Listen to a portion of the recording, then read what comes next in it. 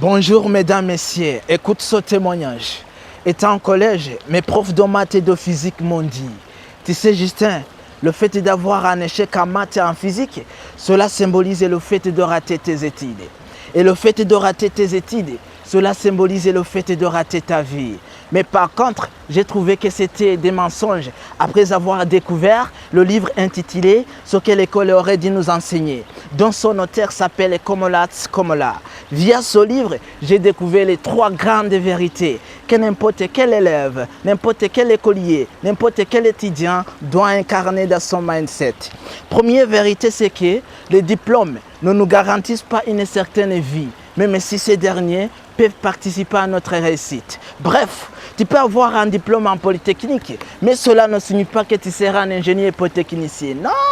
Parfois, tu peux te trouver dans le coaching comme moi, tu peux te trouver dans la musique, dans l'entrepreneuriat et même dans le commerce, même dans l'enseignement. Ça dépend de ta passion. Deuxième vérité, c'est que l'école nous apprend d'aller à l'école, trouver un diplôme, trouver un emploi et bonjour le paradis. Mais sans oublier que tu peux avoir ton diplôme, tu peux même trouver ton emploi, mais en restant toujours endetté du fait que ton salaire n'arrive pas à combler tes besoins primaires, secondaires et tertiaires. Troisième recommandation, ou bien troisième vérité que j'ai tirée dans ce livre, c'est une recommandation. Quelle recommandation? Je recommande encore et encore que toutes les écoles devraient nous enseigner les programmes de la prospérité financière, programmes de la création de nos propres emplois en face avec une globalisation, au lieu de rester dans cette ignorance, au lieu de rester toujours dans la dépendance d'un État en attendant qu'un jour le gouvernement nous octroyera du travail. Comme toujours, c'était Justin Niwaré. Il faut rêver grand car chaque patron